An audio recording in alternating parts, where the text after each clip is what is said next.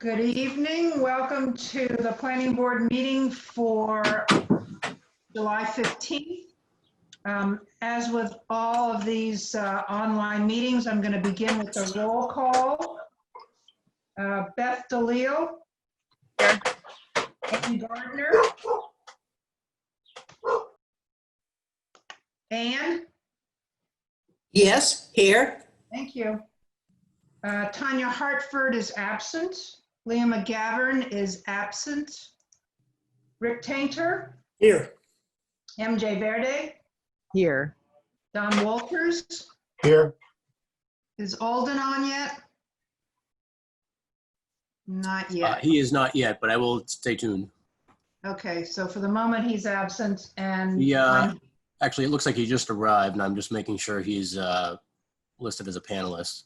Alden, are you able to announce your arrival? Yes, I'm here. Thank you. And Bonnie Sontag, I'm here. Let me begin with the agenda. We have one public hearing, Dan and Judy Lynch, 342 Merrimack Street, a 6C special permit. Then we have planning office subcommittee and discussion, approval of the minutes from July 1st, potential zoning amendments, specifically 6C, discussion, other updates. So a relatively light agenda, and we will get started. Attorney Mead, are you here? I am. Good, and are your clients Dan and Judy Lynch with you? Well, not physically, but I have them on text, and I believe that they're listening. So here we Good. are. Okay, so I just wanted them to hear that we're very sorry that we couldn't hear them at 11 o'clock at the last meeting. I do apologize for that, and I think this is a better situation all the way around. So my understanding is that we are going to discuss the details of the draft decision. Is that your understanding, Attorney Mead? It is. It is, Madam Chair. And I would just say that for the record, Lisa Mead, 30 Green Street, Mead, Teller, and Costa, on behalf of the applicants, the Lynches. So to bring everybody up to speed, we did go back, or the Historic Commission did go back with the two questions that the board had relative to the shutters and the front door. And there was no issue with the proposal on the front door, and the shutters, they had no issue with either. They said they would leave it up to the applicants. So there are no changes to the plans that were presented before, and those are the plans that would become part of the preservation restriction. And so, yes, Madam Chair, we are at the point where we're discussing the decision and findings, which is where this all left off the last time. Good. Andy, I just wanted to double check with you. If we're still in the public hearing, would you like me to call for public comment before we move on? Yeah, I actually noticed in the audience, I think we only have the applicant and Attorney Mead at present. So Okay. certainly we could open it up for a moment, but there's no one else here. Okay, open and closed, just to make sure that we follow all the procedures. Okay, that would mean pulling up the draft decision. We have some changes in language since the draft decision was sent out with the staff report last week. So why don't we look, actually, Andy, could we go to the original draft decision, because there's one finding for which a member wanted to have some clarification. Remember, it's the first finding. They're bullet points. They're not numbered. It's on page 2 of the Yeah. decision. Yeah, it's in red here. And I just wanted to get this put to bed, and then we'll go. The other copy he had up covers everything else that's been updated. So I believe, Don, you had this was your question. Is that correct?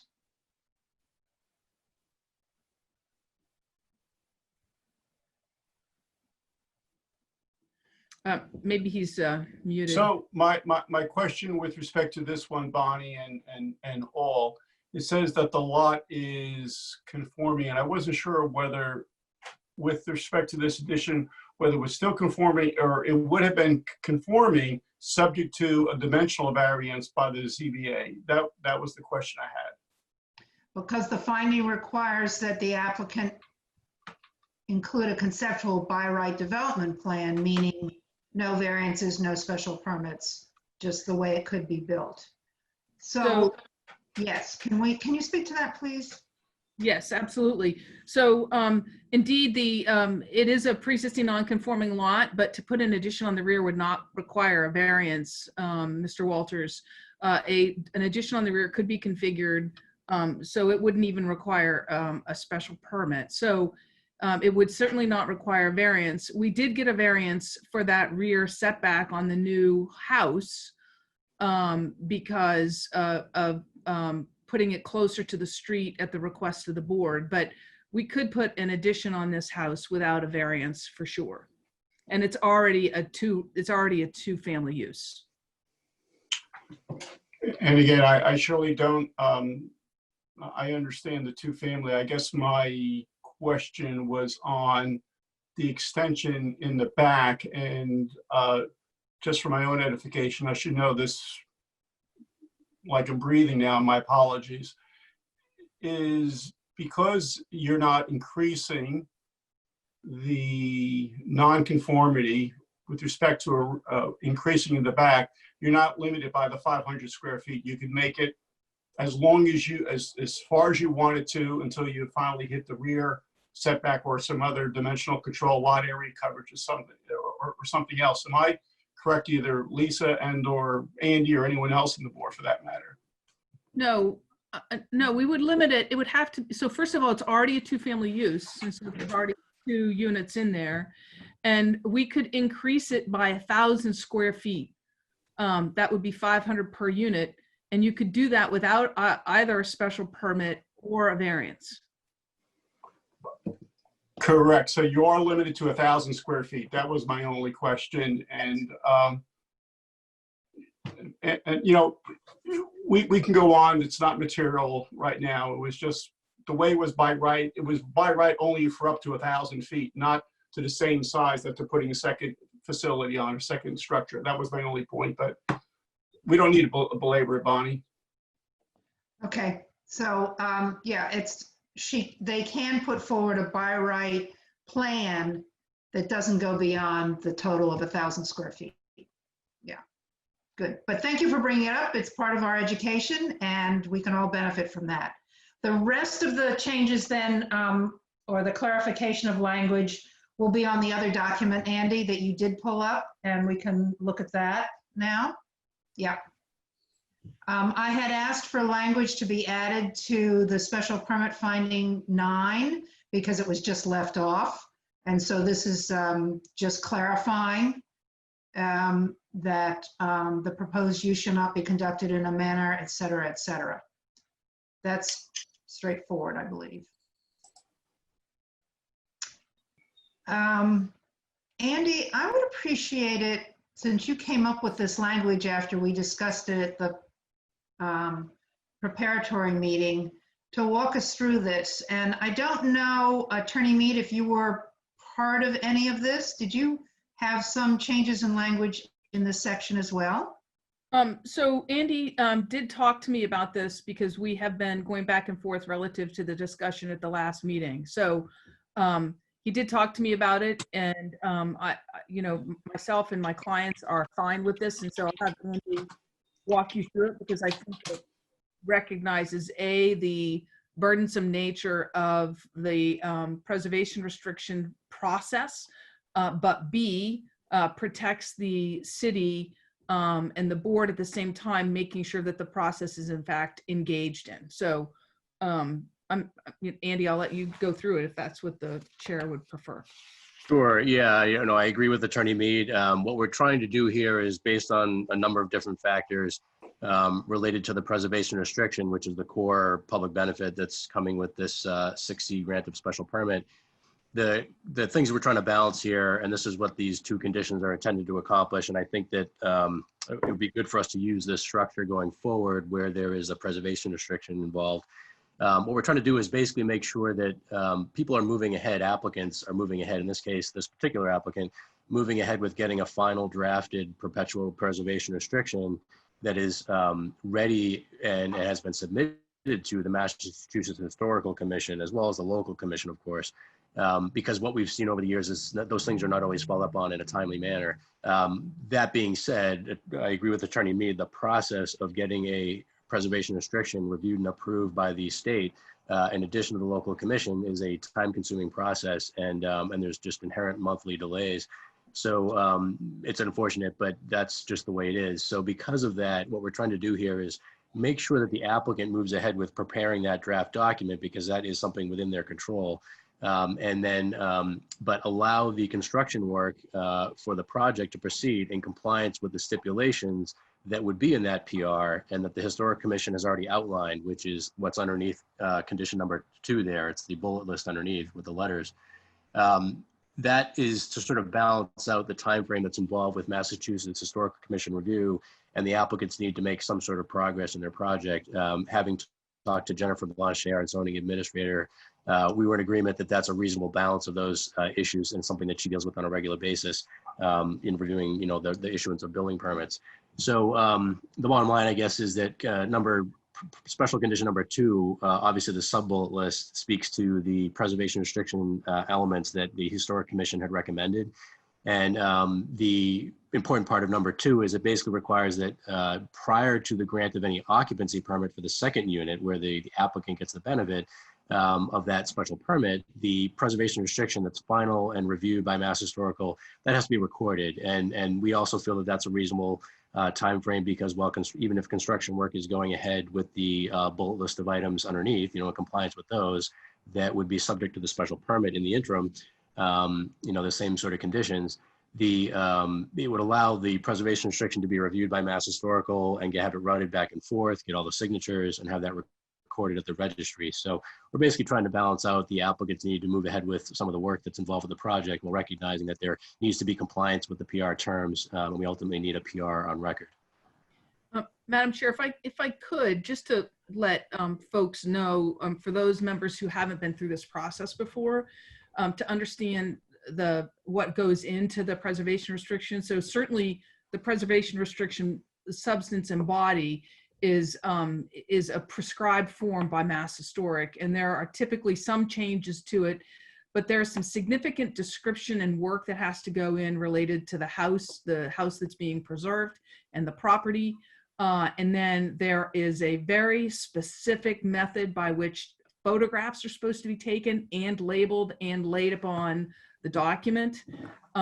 So once all of that happens, then it has to go to the Newburyport Historic Commission to say, yep, this is good.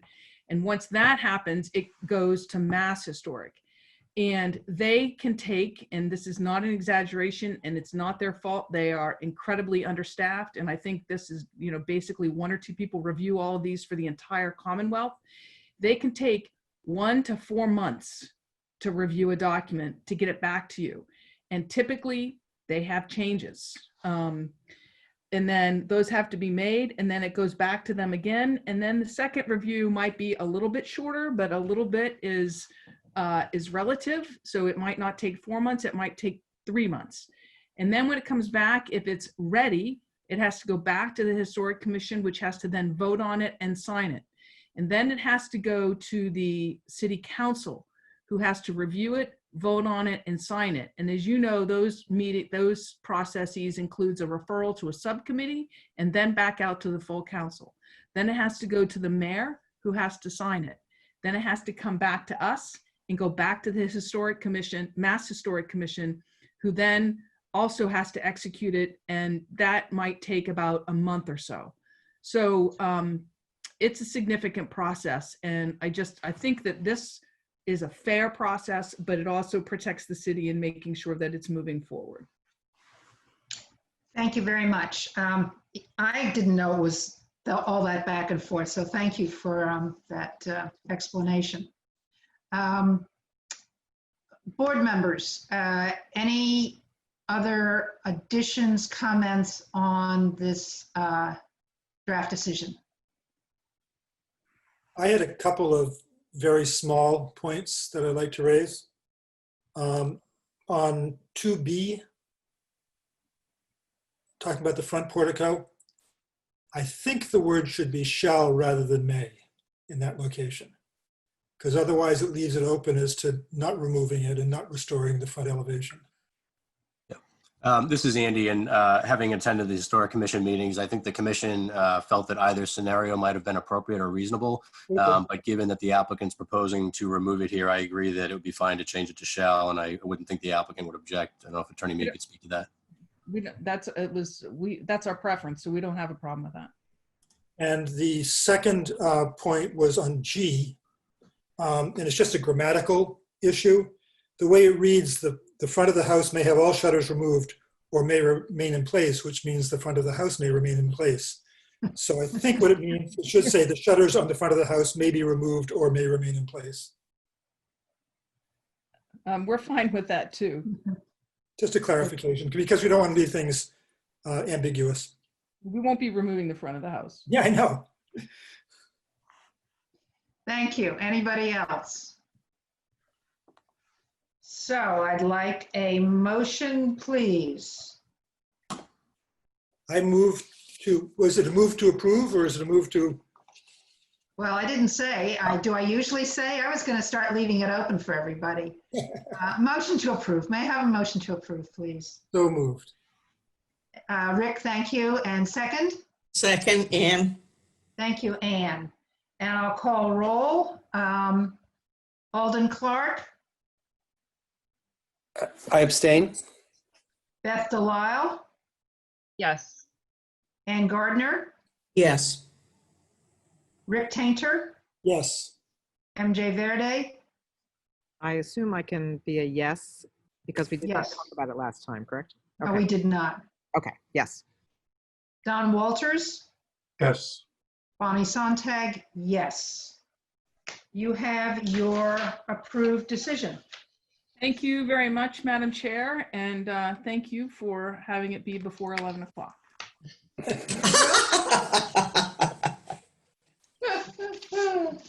All right. Board members, we're going forward with what's going to turn out to be a discussion of the minutes from July 1st. And let me just do an introduction to this before we get started. I'm going to ask for a motion and then a second, and then we'll have discussion. At that point, I would like anyone who wants to suggest changes for clarification of your comments during the Institution for Savings application review. There was some concern that the way it was written up, it was hard to tell when one member stopped speaking and the next one started, as well as some other issues. And Linda has agreed to edit them according to any member's request for clarifying statements. We cannot deliberate, as you well know. I'm sure I don't have to say it, but I want to say it for the record anyway.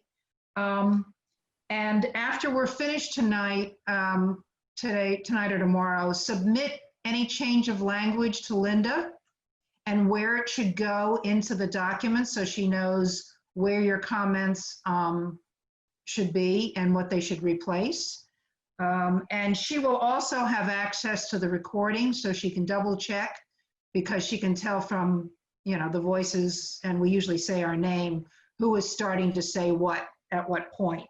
So she will do that replacement based on anybody's submission who feels that they, having read her her minutes, would rather have a more clarifying statement. And so I'm going to ask anybody who does want to do that to read it into the record tonight. So with that said, may I have a motion to approve the minutes? So moved. Thank you, Don. And could I have a second? Second. Thank you, Rick. And now I'll call for discussion.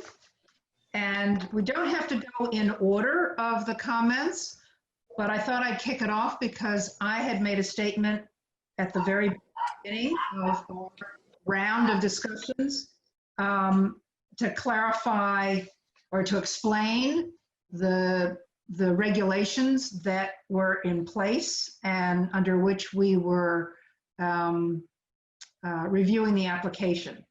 So that opening paragraph should read as follows.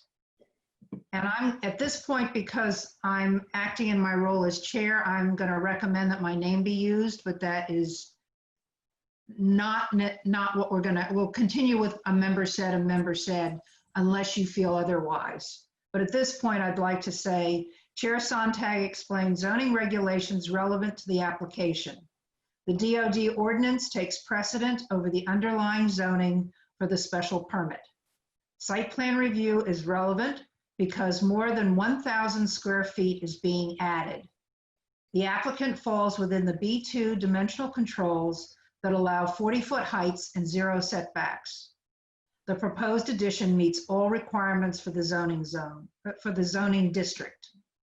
The zoning provisions of site plan review and the DOD set the measure of how the board deals with this application. And I will submit that to Linda to replace the first paragraph. Other members, is there anybody else who would like to change so as to clarify their statements? Yes, Bonnie, I was the next speaker for the next paragraph.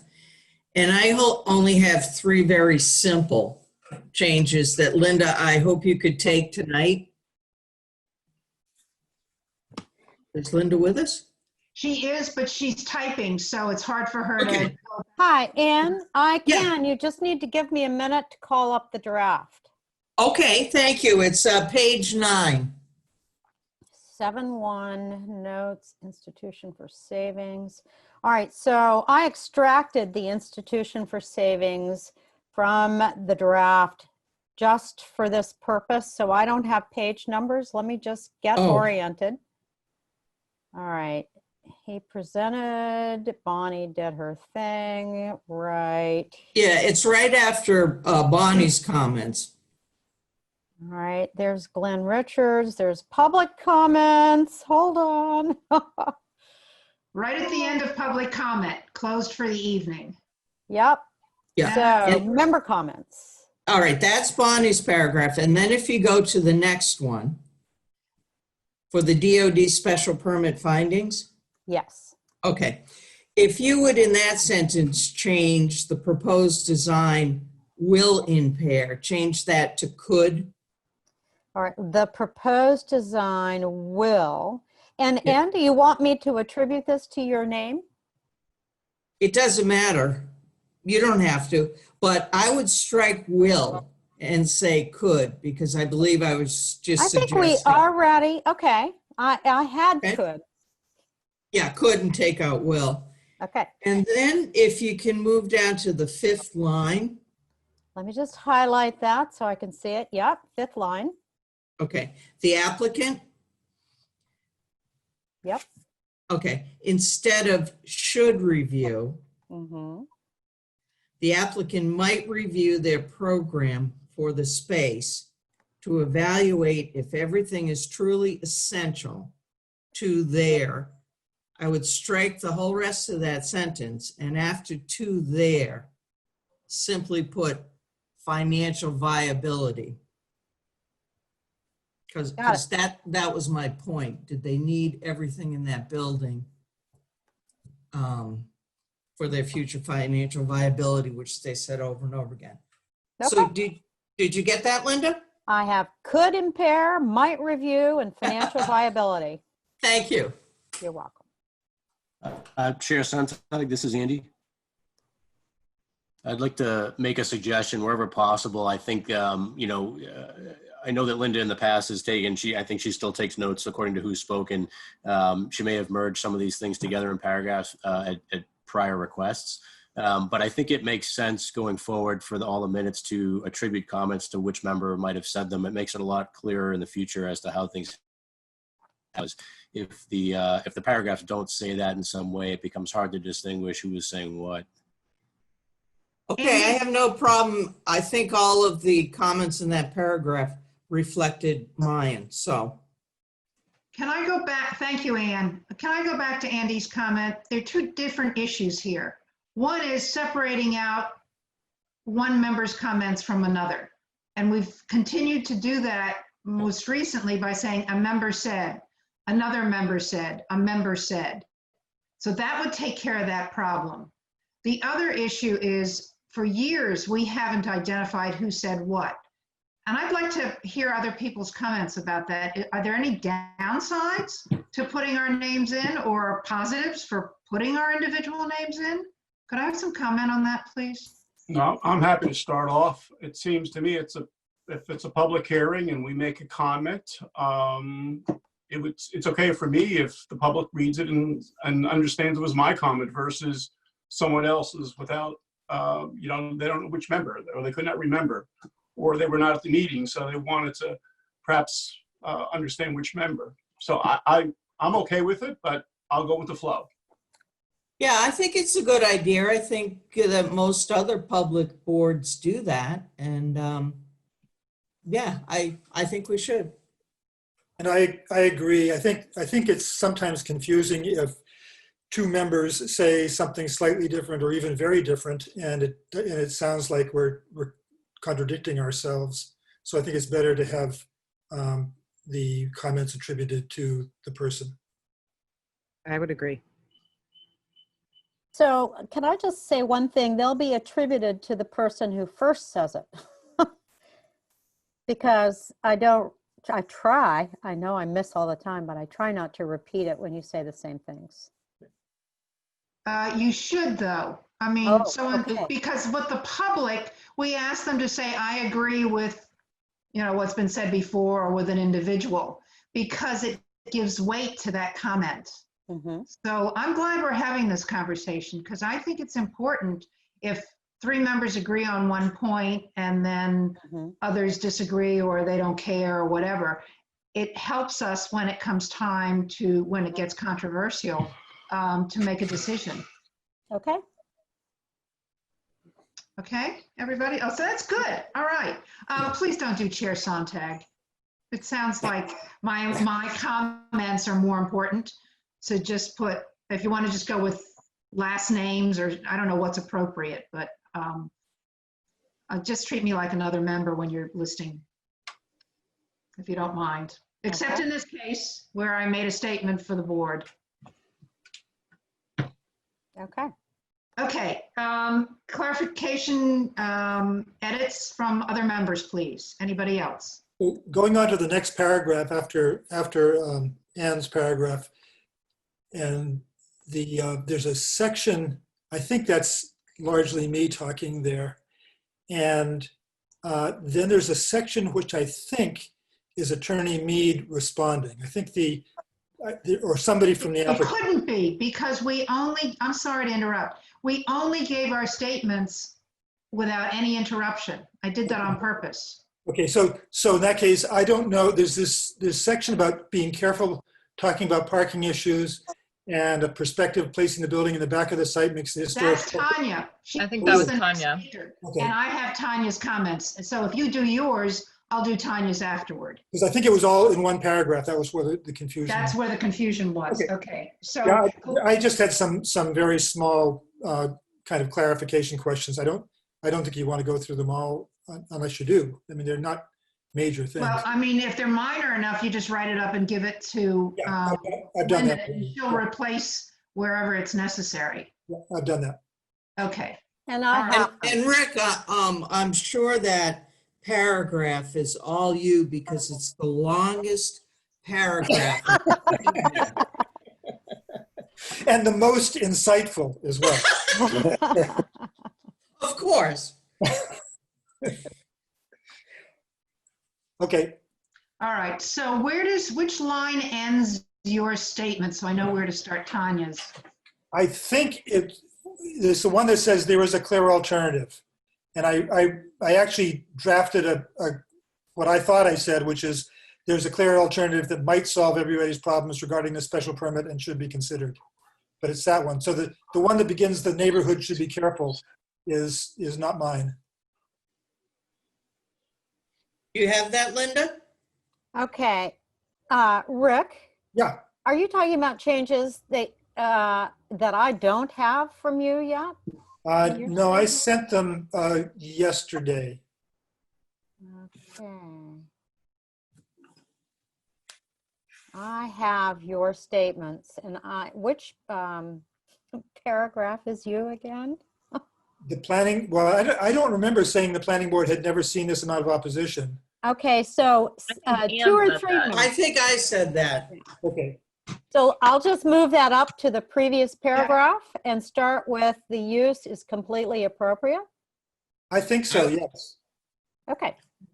And then, Linda, Yes. yeah, I think Linda's going to have to go back to the recording on this because we're still guessing it where each of us stopped.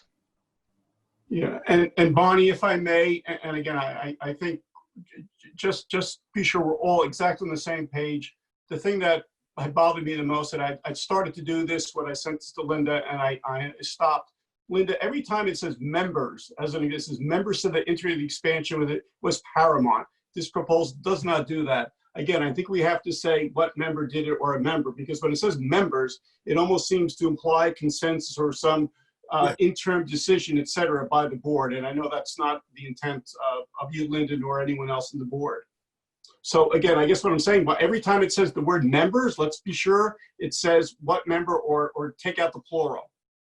Yeah, we've already decided it's going to be the individual person's name, so that'll Okay, so she, solve again, that problem. and again, just so she's gonna send that again, and we'll have an individual member's name. You know, member so-and-so said that this was paramount and that it did not need something, correct? Correct. Okay, I'm just It's being a sure. redo. Thank you. It's a redo. and Linda, if you don't have the version that I sent you with a lot of little changes on it, I can resend it to you again, just so you have it. Well, I'm pretty sure I have it. I got Bonnie's first, and then I got Don's, which Yeah. had Bonnie's on it, and then I got yours, which Okay. had Don's and Bonnie's on it. Okay, then you have it then, good. Okay, so after Rick, starting with the neighborhood should be careful, I have comments from Tanya. She says in the margin, these were my comments, so I spent more time in making sure that they represent the intent of my feedback. So I'm going to read this at several lines, but this is what she would like her comments to say. Are you also And- going to send it to me? I think she already sent them to you, but I will definitely resend them. I don't have anything. Oh, you weren't copied on that. That's right. Thank you. I will send it to you. Thank you. Thank you. All right. The neighborhood should be careful talking about parking issues because the bank has much more parking than a lot of businesses in the downtown. Downtown districts by nature have shared parking. In some ways, the bank has overcompensated by placing a parking garage in their proposed building, but it does meet all the parking minimums without using shared parking. The member provided, well, we'll say she in this case. She provided another perspective in that placing the new building in the back of the site makes the historic structure more prominent. Despite the missing tooth on State Street, if something were there, it would detract from the historic building. In that regard, a structure does belong on the surface parking lot. Historically, there were buildings on this lot. As for density, we have dimensional controls that dictate the size of the buildings in our zoning districts, and the applicant has shown that this building meets and is in fact under those requirements. On the building design, there is a lot of brick, which ties into the 1980s addition, but not to the residential street. The member, so Tanya, agrees with the NHC that clapboard might be a better material for the Otis Place side, but the applicant has shown how brick commercial buildings tie into residential districts in other areas of the city. Newburyport's mix of residential and commercial is what makes the downtown unique. Tanya supports the NHC comment that the bump out on the Otis Place side looks out of place, and unlike the examples shown of bump outs on Otis, existing Otis Place, shown of existing bump outs on Otis Place. A straight facade would look better here. That's all she has to say. Next. So I'm pretty sure it was Leah that spoke about the generator and the good vegetation. Well, you'll have to look it up and find out. She didn't send us anything, so you'll just have to pull hers out the way it is and put her name with it. Does Okay. anyone else want to clarify their statements? So I think my statements are the following. This is Beth. Yes, sorry.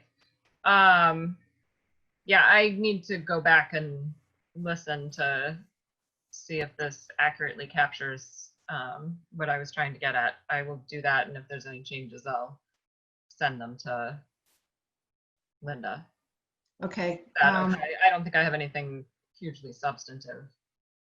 Okay, but Linda, hold on until you've heard from Beth one way or the other. Either give her some stuff or say, no, go with what's there.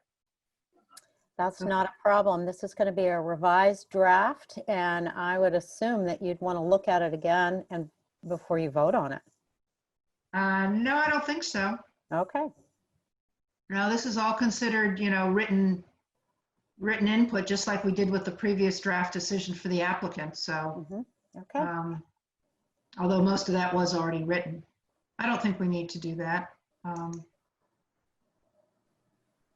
So then, is that everybody then who was speaking on that? Yeah, I think that's everybody. Okay. So we have a motion and a second. Oh, we need needs to be as amended. Rick, you made the motion as amended, right? I did. Yes, Okay, now I'm good. back to my minutes. Yeah. The motion was to approve the minutes as amended. Approve the minute. Yep, got it. Okie dokie, any more discussion?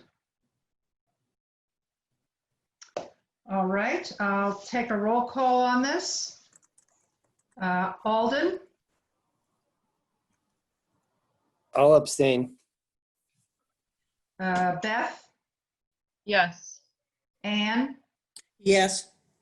Rick, Yes. MJ, Abstain. Don, Yes. Bonnie, yes. Okay, thank you. And we've made some good clarifying decisions going forward on how the minutes should be recorded. So that was also useful. Thank you. Okie dokie. We are heading into the topic called potential zoning amendments. And we had specifically said back whenever it was, a month ago or more, that we would discuss our thoughts on 6C tonight. And I have a little preface for that as well. Only that I'm not sure we came to a conclusion when we started discussing it that we were actually going to keep it. I'm wondering if we're still on the fence about revising the ordinance or dropping it all together. And before we get into details about revising it, I'm wondering if it makes sense just to go around and take everybody's temperature on this one, whether or not you think it's worth revising, or if you seriously think we ought to just drop the whole thing. Does that make sense to do as a first round? Yes. Okay, by me. Our I most think that's a good knowledgeable idea. member. Okay, so I'll just go down the list. It's easier that way. Beth, what do you think about 6C in general, about keeping it or keeping it and revising it or dropping it? I think we should keep it, but limit the circumstances in which it can be used further to, Okay, I think the side-by-side is a better use of 6C and putting two units on one lot. And then I'm wondering, in Rick's edits, there was conversion of an accessory building. I didn't know if that was was part of a different section. well, yeah, let's get into the details of what we want to do with it once we decided that is in fact what we want to do, which is revise it. So if we can just do a quick round on keep and revise or get rid of it, we'll know where people are coming from. And then we'll come back and look at those details for sure. Yeah. Thank you. Anne?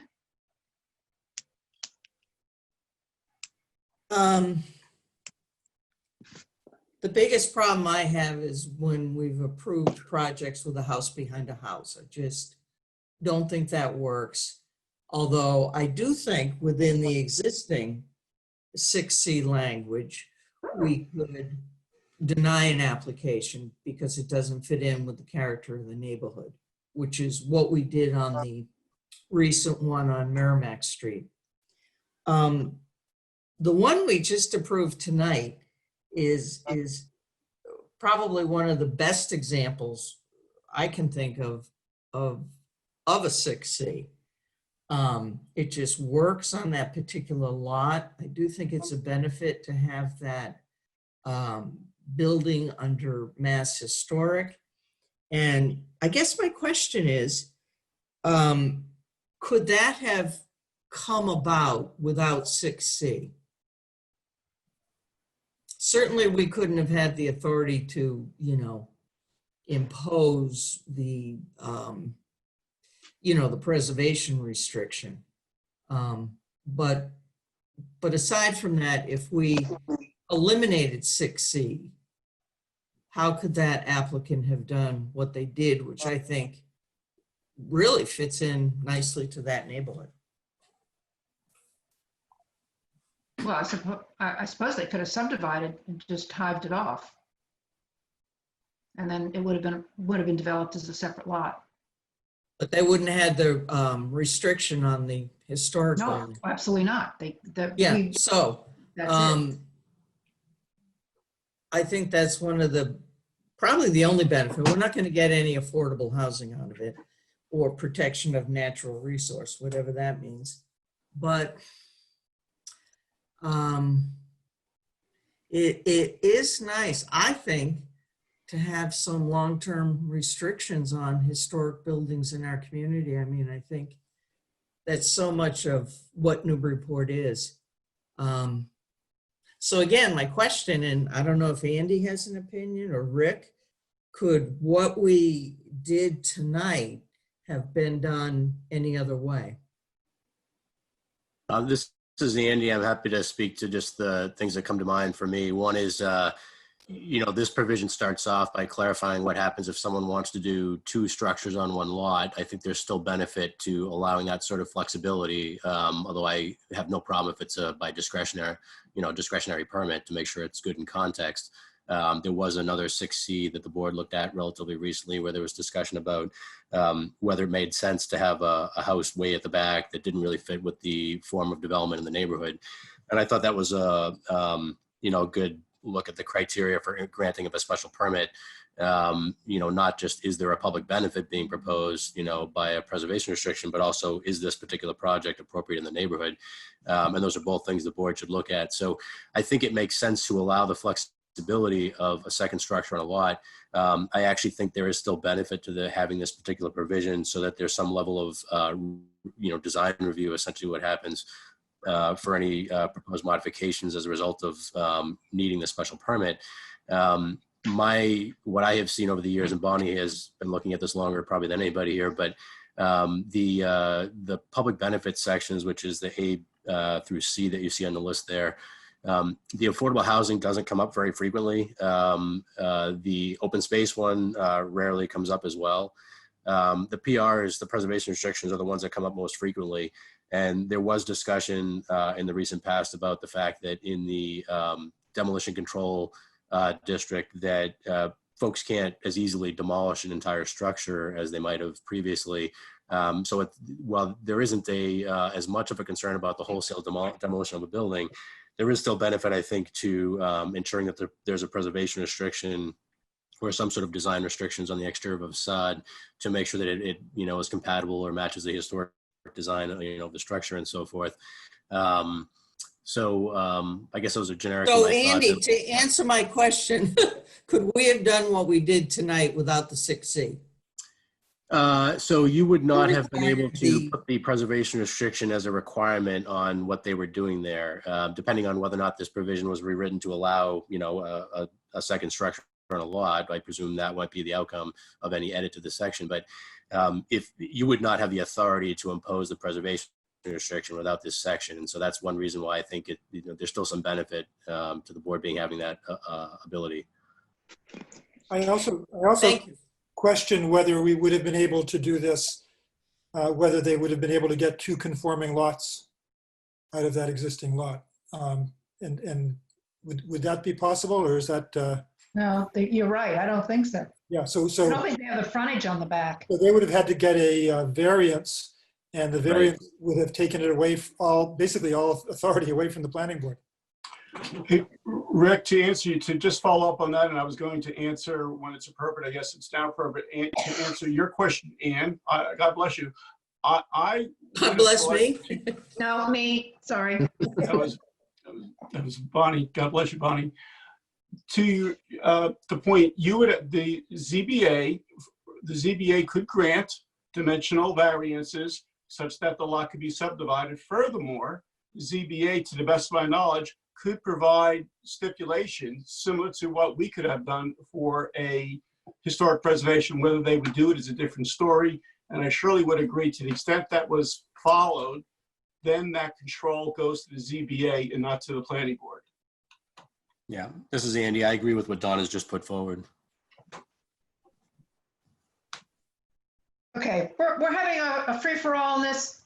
I drop out. Everybody, whenever you want to have a comment on anything having to do with this proposed amendment, go for it. I'm done. Okay, I think it seems to me that there is value in having this section and looking at revising it, just from my point of view so far.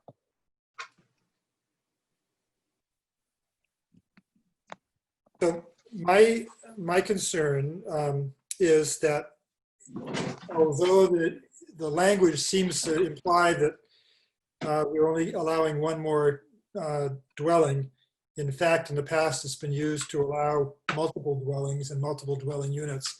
So if we keep it, I would like to make sure that it's clear that this is only for adding an additional dwelling and not for allowing 2 or 3 dwellings or multi-family dwellings, because I think those should be taken care of through something that is probably tailored more to that. And I think I'm kind of at a, I have difficulty understanding exactly where this should go without knowing what we're doing with the accessory dwelling unit ordinance, because I think this and that should mesh together, and we should be able to treat the range of additional dwelling units going from the very small accessory dwelling units to a full-size house. And so ultimately, I think that I guess what I threw out was just what I would want to, if we were to keep it, that's what I would want to keep, but I don't know whether it fits in with the accessory dwelling unit ordinance, because I haven't seen that yet. In terms of the preservation restriction, the comments that I made the last time we talked about this were that I feel I don't like it when we trade something for something that is unrelated to it. And I feel that increasing density is not necessarily trying to trade off a preservation to increasing density is not like for like. But I do understand the importance of preserving historic structures. So I would suggest that one thing we could consider is that we could go through a whole range of criteria for when we would allow a second unit on a lot, a second structure on a lot. And then one of the conditions would be, if there is a historic structure, that historic structure must be preserved. So we're not trading that off. We're basically saying that's something we have to do no matter what if you get a special permit. So that it's kind of a fine distinction, but I think I just don't like the idea of trading one for the other, but I do like the idea of requiring it.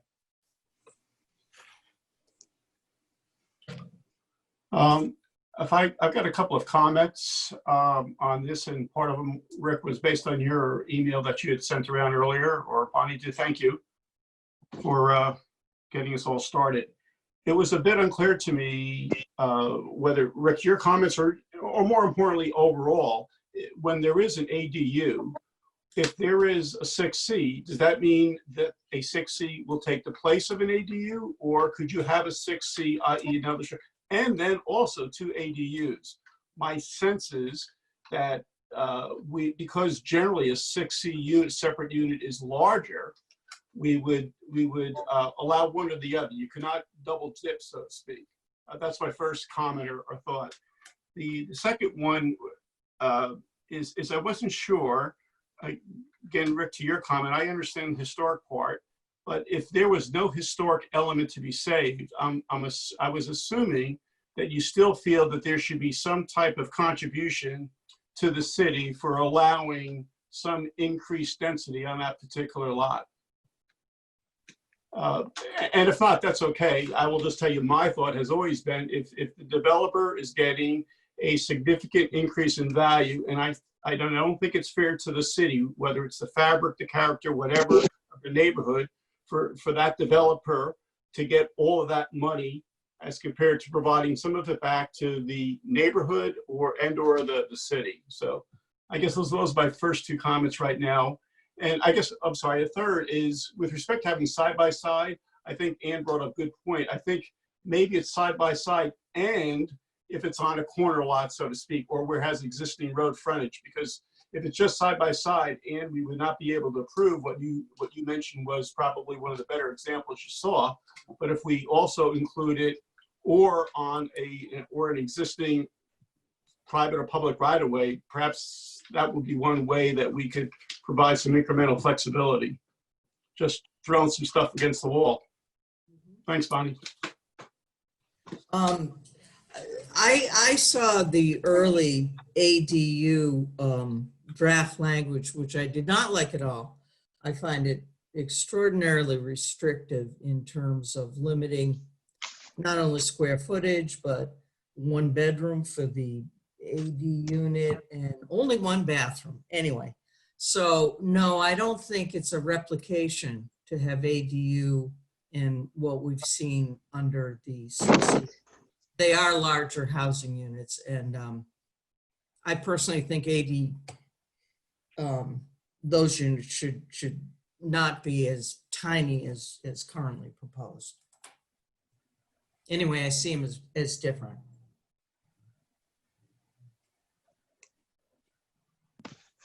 Yes, as far as comments on, I'm assuming that what Rick drafted is meant to replace the entire 6C paragraph that exists today. Yeah, I just threw it out there for just Right. for discussion purposes. Right. So given that piece and some of the comments, the section 2 of the existing one, where it talks about a clear public benefit, you've dropped that altogether in your draft. There's no reference to any of that. And I'd asked that once before when we started discussing this, if there was, if what was the benefit, or was it just those things, or was, for example, in getting something back to the city, is it just the benefit of having a increased tax base as being a benefit to the city? If that was enough. And I think what Don was saying, he thought I think he thinks that's not enough. He saw some advantage to having some additional benefit to the city, but you've dropped that out altogether. So I don't know if that's an issue for people or not. Otherwise, I think the language that you've used expands on the conditions where it would be allowed and what types of things would be allowed. I think it's much clearer, being more specific. And I think that's a help to a developer looking at this or someone applying for this to say, what is it within the acceptable range? It's much clearer than the existing language, I think. Yeah.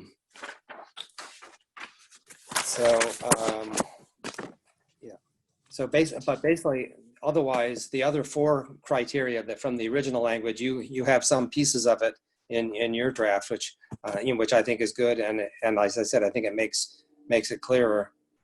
You are a little more strict on the size of the second building when that reference is, because yours says it's 20% smaller as opposed to 10%, and I think that was a topic that was brought up before in some of the discussion, saying, are we trying to limit the density, and is that something that we all think we should be doing here?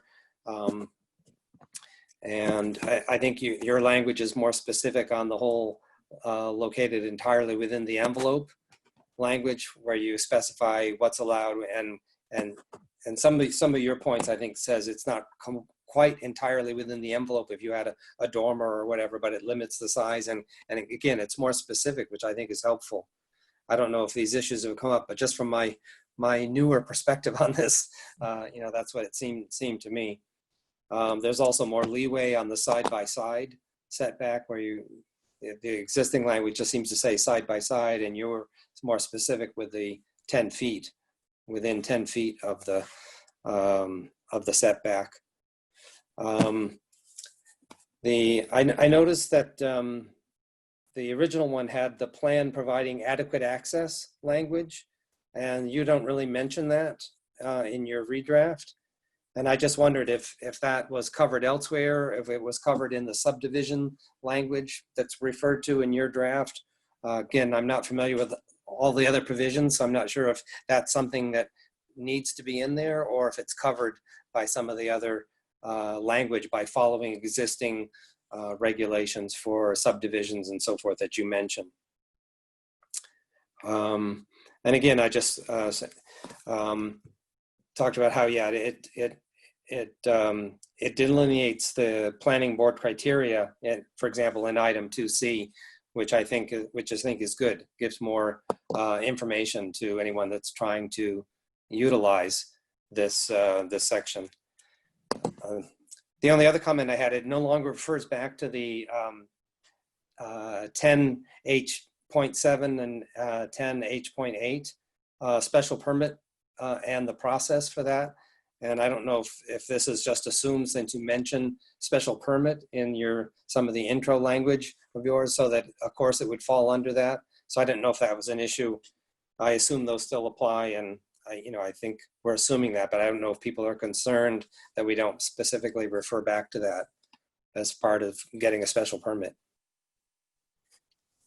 So those are some of my comments. I don't know if there's any response to a few of those, but I'm willing to hear or see what people think if we need some of those things. Yeah, I'll let everybody else respond. So anybody who hasn't spoken yet, I guess that's MJ. Do you have any comments? No, I was pretty much feeling similar in all my thoughts to what Anne was getting at, which is,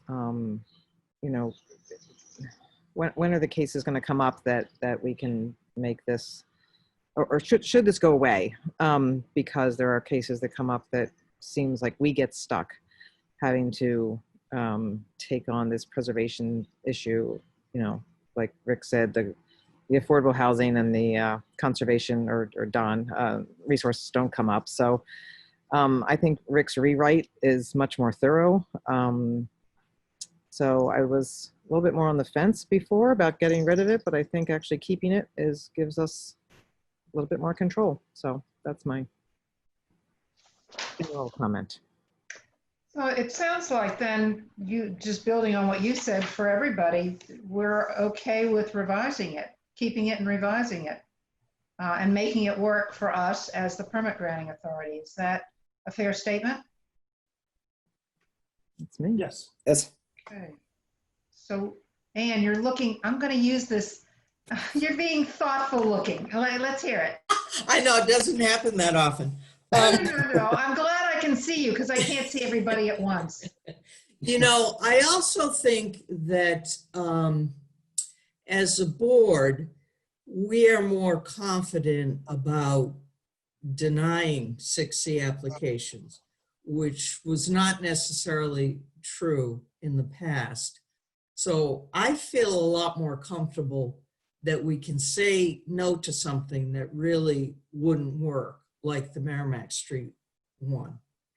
I also, you know, so I think if we kept 6C, even as it is now, we could control things that we found undesirable. And I'm also thinking, you know, we've had a committee doing city zoning for, oh, I don't know, I was on it 2 years ago. Now, when is that ever going to happen? And should this be part of that process? And I think there's some overlap with accessory units and some of the language here. I'm much more concerned about getting a good accessory unit or ordinance. So, you know, I'm concerned that we pick apart little things at zoning every once in a while. And when are we going to do the whole thing, importantly?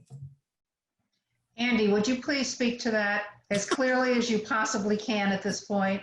Yeah, thank you. Just to be clear, so it's a monumental task to update the ordinance and to get it through all the process involving all the people who want to be sort of cooks in the kitchen, if you will.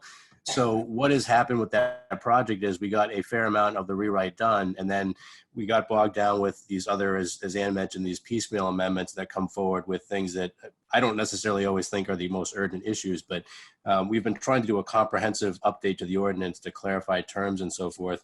To tonight's discussion address the accessory dwelling units, for instance.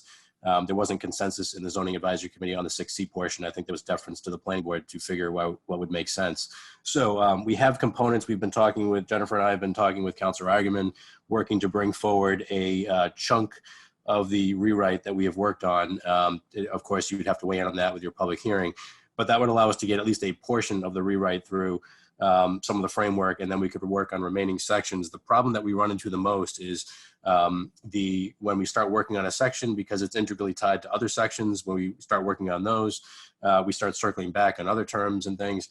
And there is only a certain amount of bandwidth, unfortunately, as I would use the term, that the council or others have with public meetings and the number of things that they can take on themselves. So it becomes harder for us to get sponsorship of things unless they, one, are in agreement with the document, and two, feel that the council can handle it based on, you know, their review of budget cycles or other things that are going on right now, for instance, COVID. So, so there is agreement from the council president, who's been adamant about updating zoning with us, which is great. But even as recently as a week or two ago, he was also wrestling with the ties that when we start touching the dimensional table and the use table, there's still some terms we're trying to work out for definitions and whatnot. So we're getting closer to bringing forward I would say the first third or first half of the rewrite. But it's been slow going, in part because it is such a detailed document to work through. And once we get into a little detail, it can take longer. So Andy, would the first third cover 6 Cs or accessory units? As of right now, it does not cover 6C. That, I think, again, there's some assumption that the planning board would want to weigh in on what makes sense for this provision, given this board is the one that's administered 6C over the years. But it's not included right now to be addressed. The assumption is that provision would stay as is. That could change, of course, if we have something ready and the council or councilor is willing to sponsor. For accessory dwelling units, that is something we've talked about trying to incorporate within there, but we need to discuss that a little further to agree and circling back with the zoning advisory committee and this board what would make sense for accessory dwelling units, for instance, using, a primary structure, only expansions of certain size to sort of limit their size. Maybe it's allowed in carriage houses or accessory structures that otherwise meet zoning, but there might be some desire to limit the size of them to essentially indirectly enforce them to be little a affordable because they're smaller. So, there's other details like that to work out, but unfortunately what we got from the consultant for the accessory dwelling units didn't really resolve the issues. And then we sort of went on a hiatus a little bit with the COVID thing. So, we're open to input on that, and it's possible it could be incorporated, but as of right now, it was not a key component. The idea was to get the dimensional table updated, the use table updated, and the definitions involved with them. And then there's a couple of map adjustments. But the other details would remain to be seen if we have sections or provisions that everybody can sort of have consensus over. So just to clarify, if we as a board go forward with a revision of 6C, I have two questions. One is it, and this is for Andy, I think, but there others may want to dive in. Is it realistic to expect that we can do a 6C revision and ignore anything that the accessory unit amendment might have in it because it's going to come later? And number two, if we do go forward with a revision, could we then propose that a counselor or two sponsor it and we take it forward sooner rather than later and keep it separate from the package, as it were, of zoning rewrite? Yes, to your last question, I would agree. I think that you could certainly package it separately. We could get a sponsor for a relatively smaller amendment. I think it'd be a lot easier to move that through given the discussion that might happen at length on the dimensional table or use table. So yeah, I think that would be great. And I'm sure that if we could walk through the rationale for the changes with a counselor to get their sponsorship, I'm sure we could get that through as a separate amendment, or at least brought on the floor for debate on a separate amendment. The accessory dwelling unit component, this provision, the 6C, is really about having a second residential structure on a lot. So while there is some interplay there between the two, from my perspective, I think what I have heard dialogue about and what seems to be important is the accessory dwelling units are, they provide some additional revenue for folks that are, trying to take care of their properties, for instance. That's come up. But also they're an opportunity to provide some little a affordable units in the community if they are reasonably sized, or smaller size as opposed to, gargantuan, or as the 6C sometimes allows, whole houses. That's not necessarily affordable housing. So I wouldn't argue there's a public benefit from that necessarily. But certainly with accessory dwelling units, that can happen. The real debate, I think, might be more so with the accessory dwelling units provision, because depending on where we come to some consensus on what those allowances would be, there could be a fair number of those that are allowed. And I would certainly acknowledge that there are a bunch of accessory dwelling units out there. I wouldn't necessarily say that they've all come in for permitting. But that being said, I think we need to recognize that if we open up the doors too much with accessory dwelling units, we might have too many of them. But at the same time, there is a benefit, I think, in the city to having smaller units that are not whole houses, because certainly there are people in the community who need to live in something that's a little bit more affordable. So while we're on this topic, for those of you who have voiced concerns about the intersection between the 6C and the accessory unit ordinance, do you still have questions that would limit your ability to determine if the 6C revisions are okay on their own? Well, I'll start. I would like to be able to do those two things together, accessory dwelling unit and 6C. I think it would make a lot more sense to do them as a unit, because I think they're related and they're part of a spectrum going from a small additional unit to a larger, to maybe a conversion of a carriage house to a true standalone house. If that's not going to be possible, I think it's possible to replace the existing 6C with something that's better anyway, recognizing that if whenever accessory dwelling units come up, we may have to come back to 6C and take another look at it to make sure that they work together.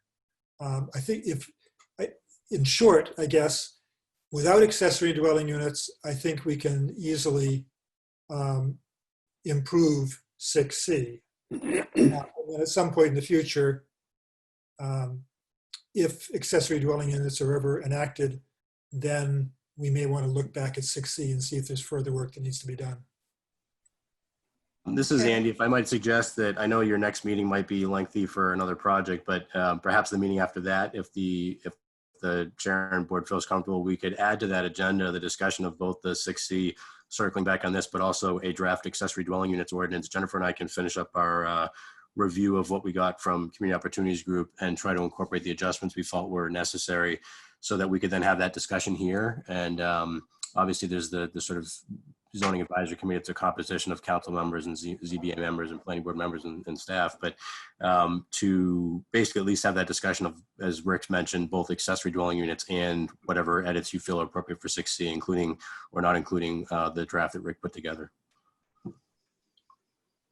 That would be, I guess my thought on it is I think both are important, and I believe that considering both together is advantageous. However, aside from whether one versus the other would be approved by the city council, I think from a strategic point of view or from an overall master planning point of view, I would view having an ADU zone, a new zoning, more important than the 6C. Or I'll use the word critical versus important to differentiate the two. but you wouldn't be opposed to discussing them together. No, not at all. Absolutely. In fact, I said that was my preference. Actually, I think they're better to look at them as a whole. But going back to my initial comment earlier in the meeting, Bonnie, one of the questions I had as an example, we just approved the 6C. Would an ADU, if there was in it, would that mean each of those two, the existing house and the new house could each have an ADU? So as I don't know the answer to that or what the intent would be of the board, but that would be an example where we just need to be sure we have the verbiage right in either the 6C or probably more appropriately the ADU. Right, okay. I think, Beth, you had a question early on about accessory units versus and 6C. Am I remembering that correctly? And has it been addressed tentatively anyway? Yeah, I think it's been addressed. Okay, so the idea that we would look at them together would help. Yeah. with- Yeah, I mean, I think the question is in timing, right? Are we happy with 6C since we don't know when the accessory dwelling unit provisions are gonna be finalized? Are we okay with 6C remaining and having 6C projects come before us and be under this standard? Yeah. Well, we're going to have it for now anyway, because until it moves forward officially, we'll have to entertain applications under the existing one. Right. But it sounds like there are good starting points with what Rick has put in his draft, and that we can look at those with the proposed ADU ordinance amendment, whatever, that Andy could provide us by, and I've looked at the calendar, August 19th. So we could tentatively schedule that for that night based on having the time to do it. Coming back to the 6C, there were a whole bunch of questions that Alden asked using Rick's draft as so the baseline. And I'm wondering if there's anything specific there, Rick, that you remember that you wanted to address, or anything that you wanted to pull out for further discussion at this point, given that you put the thought into writing it up. I'll let you drive the conversation at this point. Well, one thing that is I think we should discuss is on my copy of it. It's the bottom of page 1. It's item C. It says one new residential building may be located behind an existing dwelling.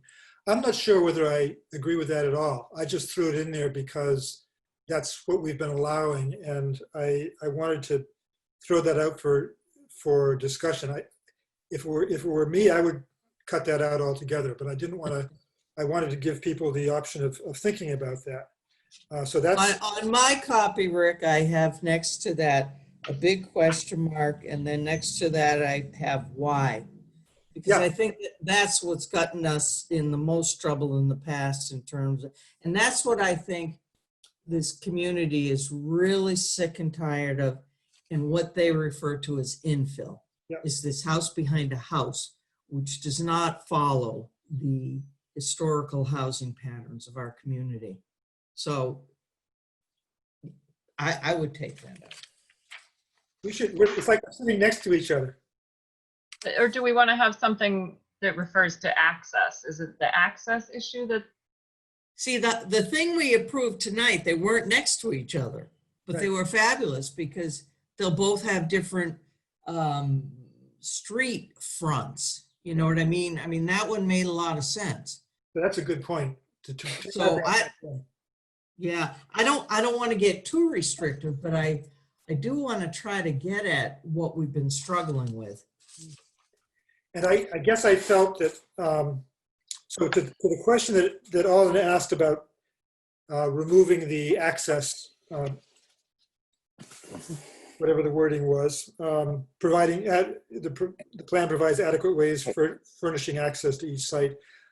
I guess if we took out the rear structure, take out item C that I have here, add in something that you and Don have both talked about is if both structures have frontage on a street, so something like what we've just approved, and then item B here, conversion of accessory building, like a carriage house or something like that. Then I think we've handled the access issues. They're either at the same street, at a different street, or they're already served by a driveway. And so I think that is adequate. I think with the one that we denied on Merrimack Street, we talked about that adequate access issue, and we ultimately, it wasn't going to have the access that would be required under subdivision. So I think that if it hadn't been for the fact that the house was in the back of the lot, it could have been approvable. I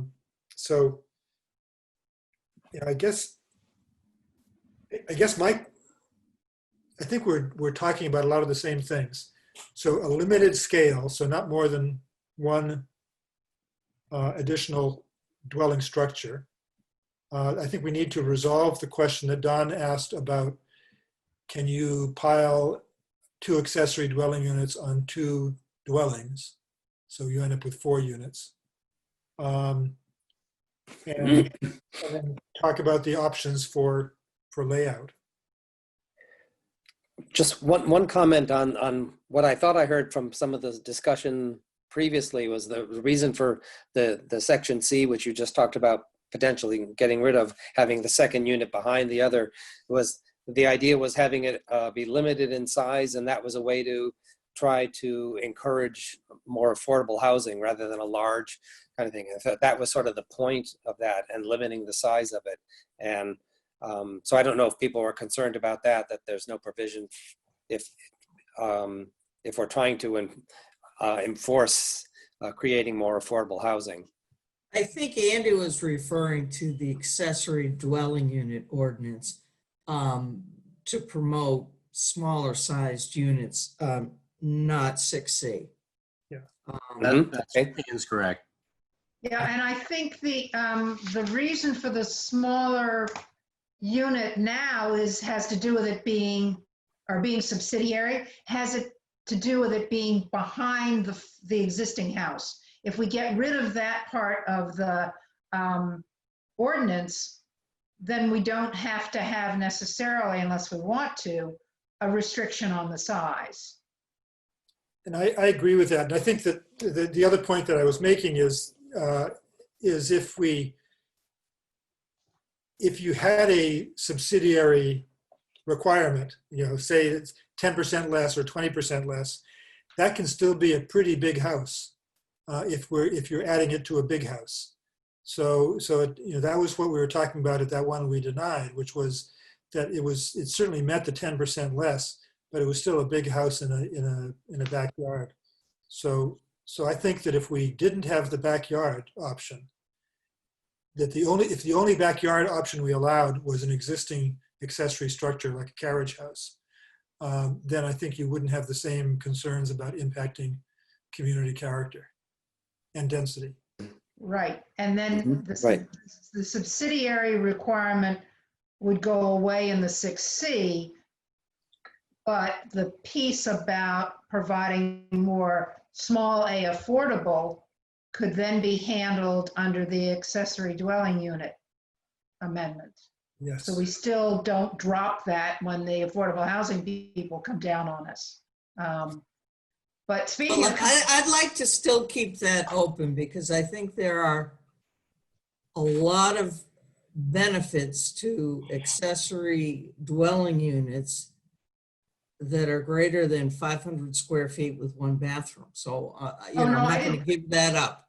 no, I wasn't going to say that it has to be that minute. I was just saying in principle, if we cannot justify, and I think that's a better way to put it, a subsidiary, in quotes, requirement in this ordinance, because it was originally meant to make the second house supposedly more affordable, at least we would have accessory dwelling units that are more affordable, regardless of whether, we decide that's, I don't even want to put a number out there, whatever the size of that building is. It's just the concept that we're not trying to deal with, we're not trying to deal with affordable units with this 6C. Right. Okay, but that then leads us to the question about preservation of historic houses. There was somewhere along the line, someone suggested throwing that in here somewhere. It was my suggestion to say that Yeah.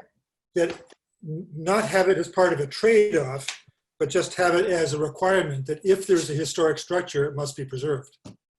And we'll write the language, however. Yeah, I like that. I'd like to add one more thing about accessory dwelling units. And again, not having seen the draft, and I don't know what direction people were going, but and to Anne's concern about floor area, I would recommend or suggest that we consider something where a very small accessory dwelling unit is allowed as a right, and a larger accessory dwelling unit requires a special permit, so that we could have the 500 or 600 or 700 square foot. In New Hampshire, it's 700, but to have just say a 700 square foot accessory dwelling unit is allowed as of right, but there is the option to grant a special permit for something larger than that. And then you, because I think that the thing about not requiring a special permit is huge. If you allow it as a right, that really gets to the affordability and gives people a lot of opportunity to do things. That's a great idea. Just to clarify for me, when you talk about accessory dwelling unit, is that potentially it's all new construction and not necessarily attached to the existing? Good question. So there are three types of accessory dwelling units. One is creating an accessory dwelling unit in an existing house, so you don't see the difference from the outside. You go through the same doorway, etc.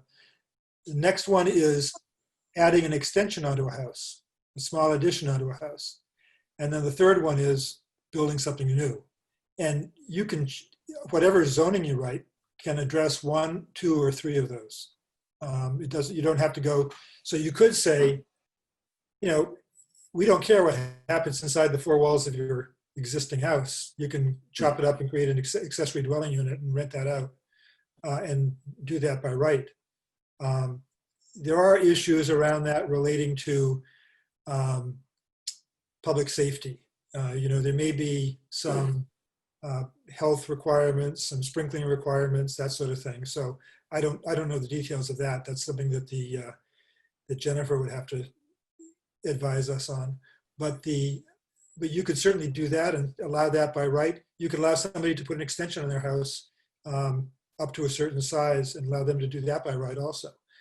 When you start putting a second building in, building something for a lot of people are doing tiny homes, that type of thing. You may want to start looking at a special permit for that. But Rick, can I just ask, so if that were applied to the lot that the 6C we rejected on Merrimack Street, Mhm. I mean, could they just plop down a 500 square foot accessory unit in the backyard? I would say that would only be by special permit. But if there was a threshold for size that we're saying, So I think there's a threshold for size and a threshold for type. So an attached unit versus a detached unit. Yeah, so you're saying if it's a detached, that would always require a special permit. Yeah. I don't know, again, I don't know which way the city has been going in the draft so far, but that's I've written it that way in the past, and I think it could work.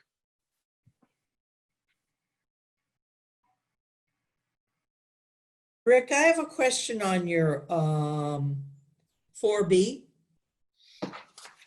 2A, 4B.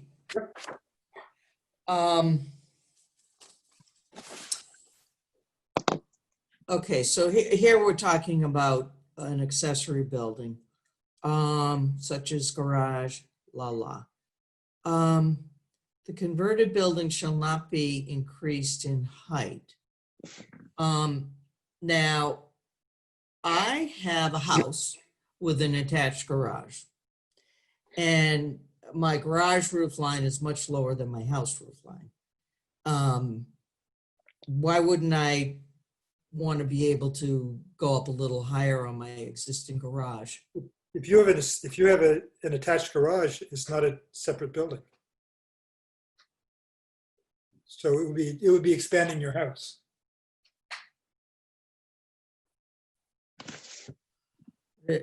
So it would be, so two parts to that question. I think the only reason we need, this gets back to the other thing, the only reason we need B is if we don't have an accessory dwelling unit ordinance. Okay. So I mean, that's why these things, you can't really treat them separately. I included it in there because we don't have an accessory dwelling unit ordinance. Once we have an accessory dwelling unit that allows detached accessory dwelling units, then we don't need that anymore. Right, okay.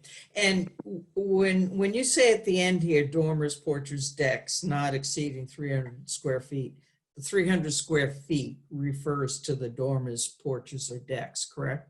Correct. Yeah, okay. And again, it's just thrown out there for discussion. It's not meant to be any kind of final recommendation. Well, Rick, I would love you to look at the draft accessory zoning that the group has come up with. Yeah, that'd be interesting to get your So comments. Andy, is that something that could be distributed before the second August meeting? Yeah, that's what we just discussed a few minutes ago. I also just want to clarify, and maybe I misunderstood a comment of yours on item 4B that Ann was referencing, but I think the primary intent of the accessory dwelling units provision was to clarify what the requirements are and to, at least again, from the housing trust end, which is the primary public benefit area that I think is important here, is trying to make sure that we're providing some smaller, more affordable units in the community. The council is expecting to pick up the discussion on that same August 19th meeting about the short-term rental units. And I know there's been a little bit of an overlapping discussion about whether or not short-term rental units might adversely impact the small rental units that might be available, with accessory units. But I guess my point here is that the primary reason I think for the accessory dwelling units was not just for accessory structures or accessory buildings like a carriage house, but actually just to make sure that there is a clear process and that we're allowing them a little bit more easily than what we could refer to them today as, which is in-law apartments that are really family only. And that, I think, is serving a relatively small segment of the community, not what's really needed by some of, say, the service sector, folks who need more affordable places to live. So I just wanted to, keep in mind that the 6C section right now is currently dealing with whether or not someone gets relief to have a second structure that's for residential use in the lot, whereas the accessory dwelling unit could be either in the primary structure or an accessory structure. That depends on the terms we allow. I think our intent there was to allow both, the primary structure, maybe it's an expansion on it of a reasonable size, and accessory structures. We weren't intending it to be focused only on accessory structures.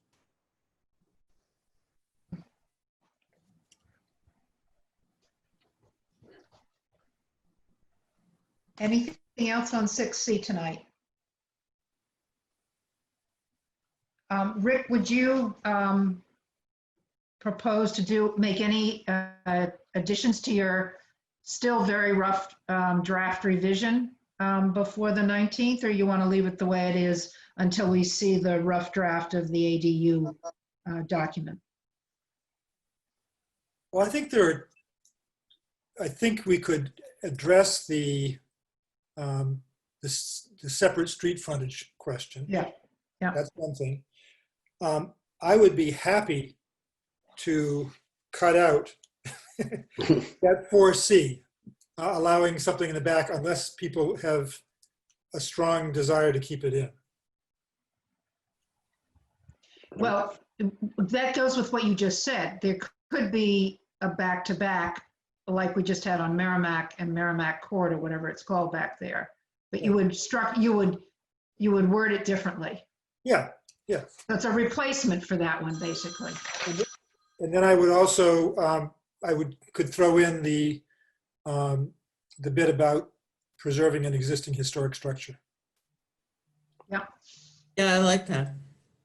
Yep. I do as well.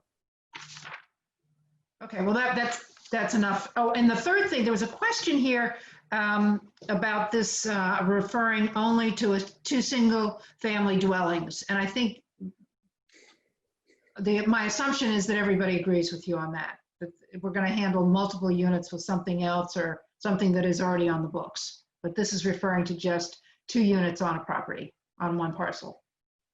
We okay with that, everybody? Yes. Okay.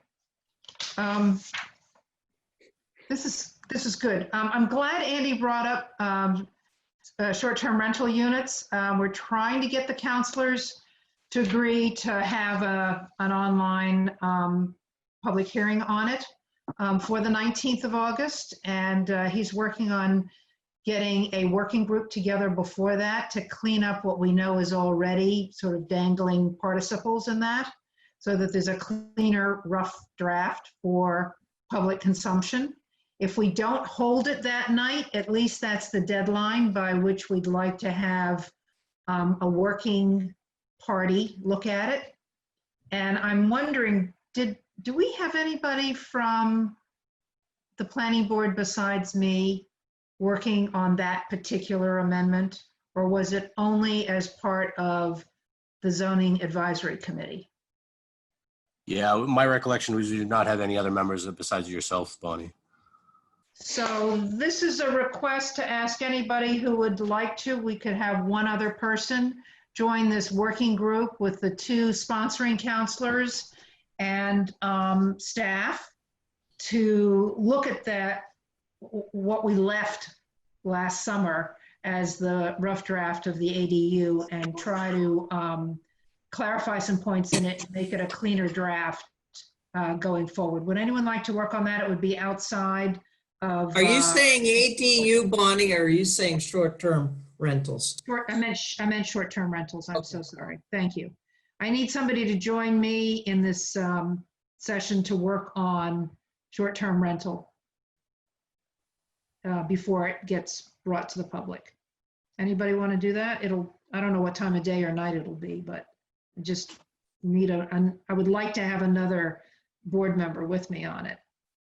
I've already submitted some fairly detailed comments. I don't know whether you have those in hand or not.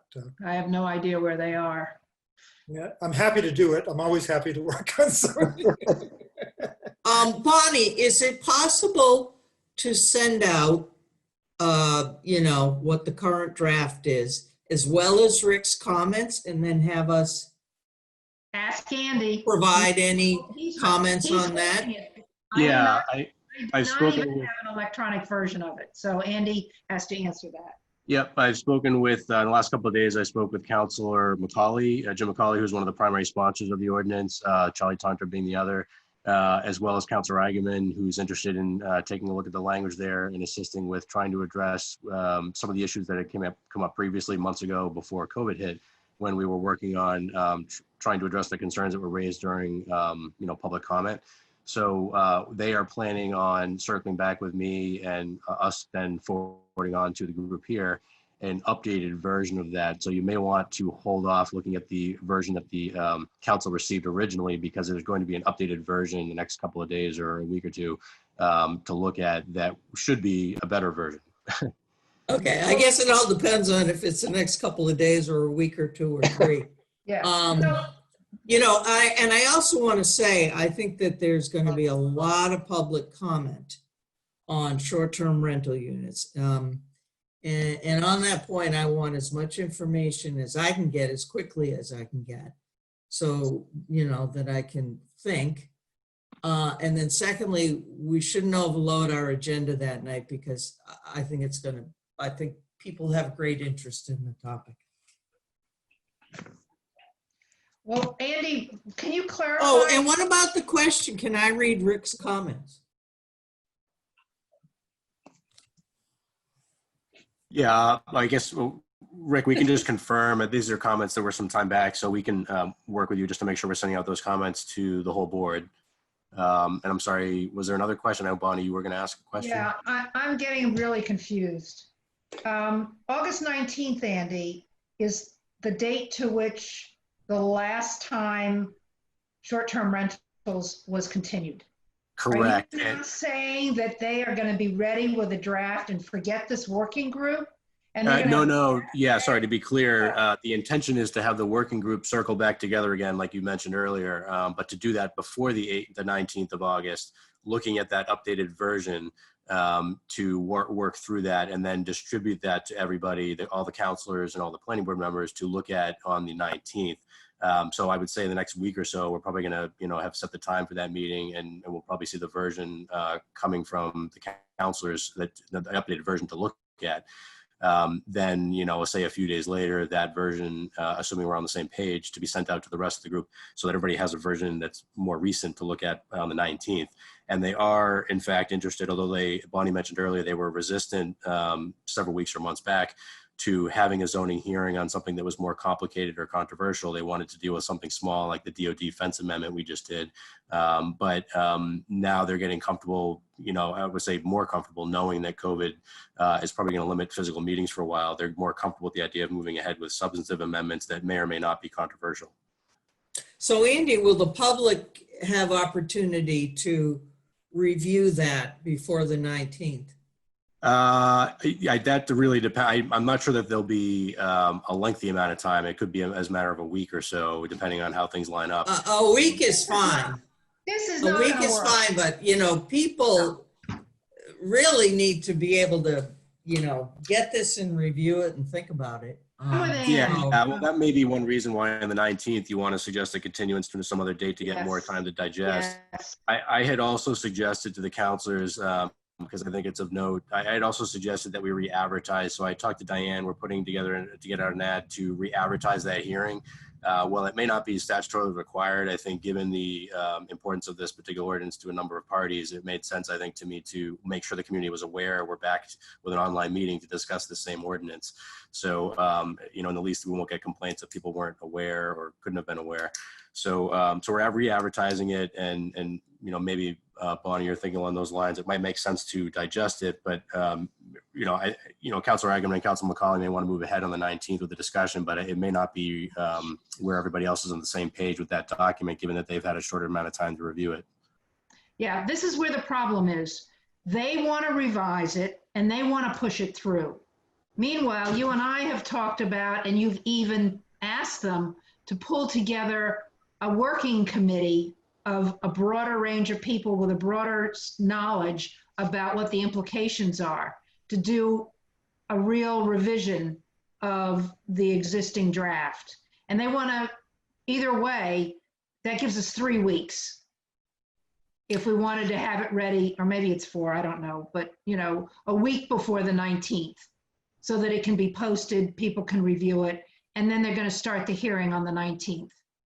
I'm with Ann. I think it's unrealistic, and it looks like they're trying to push through what they want in another unbaked format. So I'm going to say one more time, slow it down. Yeah, I definitely think a continuance is needed from the 19th, even if you feel comfortable with, looking at a document or hearing public comment that night, which I don't have any objection to per se. I do think there definitely needs to be a continuance. I have an objection to it. That's what I'm saying. Andy, I wish, I'm very frustrated. We've been through this on so many other amendments that they wanted to push through. We have some discussion on it, like you just said, you're not opposed to it. And there's a message. I will convey to them that I think it's a mistake to try to bring that, as you pointed out, to bring that document forward as if it's ready to go on the 19th. I'm happy to convey that to them, that I agree that that's something that they may want to get out there for everybody to review, but maybe expect at a subsequent joint meeting, a continuance of the 19th to some other date certain, to do it then, just so that at least at a bare minimum, everybody has enough time to look at the same document. Including the planning board, because the planning board would like to use the 19th as an opportunity to have zoning amendment discussion. And we now have 3 things on our agenda if we add this to it. And that would be a perfect time for us to have our own discussion of it in whatever format it's in by that time, and then ensure that the joint public hearing isn't scheduled until the first meeting in September. Yeah, I agree with that. If I may Hey, Bonnie, I think it's time for your glass of wine. But am I doing what you want? I mean, I'm going on what you No, want. I agree with you. Well, I want to just make sure, because I can't tell everything from video, only the look on your face. I will certainly convey that to the counselors, and I'm on the same wavelength about that myself. One thing I would note, though, and again, Bonnie, and some of the other planning board members who've been here for a while know that the council has still sometimes its own prerogative and right to push forward with things, maybe disagree on the timeline. I don't always agree with those timelines myself, but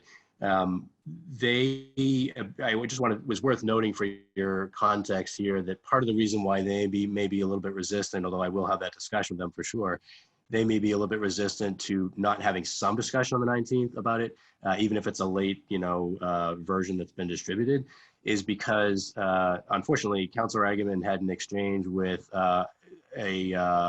someone via email who is complaining about a short-term rental unit that's being operated next to them, and suggested essentially that the current ordinances do not allow it as a use at all, meaning none of the short-term rental units essentially in the city are illegal.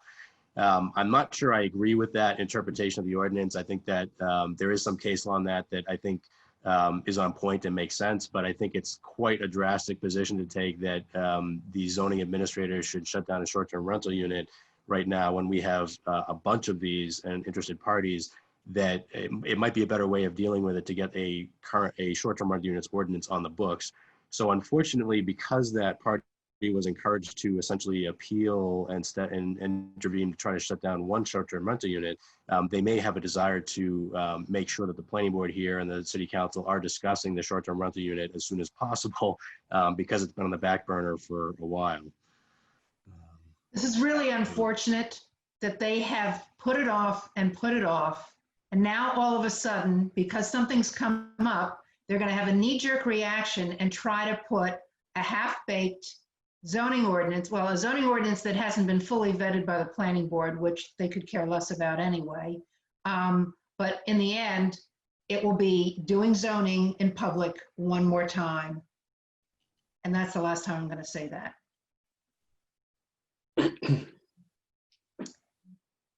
All right. Madam Chair, would you take a motion to adjourn? As long as there are no other updates from the staff.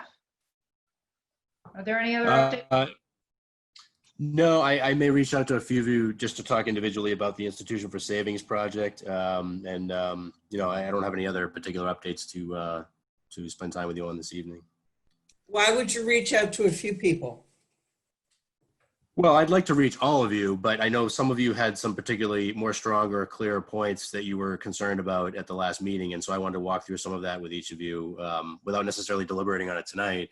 I just wanted to make sure that I could reach out and discuss those with you a little bit so that each of the board members, and particularly those that might have had comments that, you know, again, I just, to the extent that individual board members have, are addressing very well the ordinance provisions, or raising concerns that might actually be problematic for either the board or the applicant going forward. I'd rather walk through some of those things, you know, individually before the meeting than have those things play out at the meeting.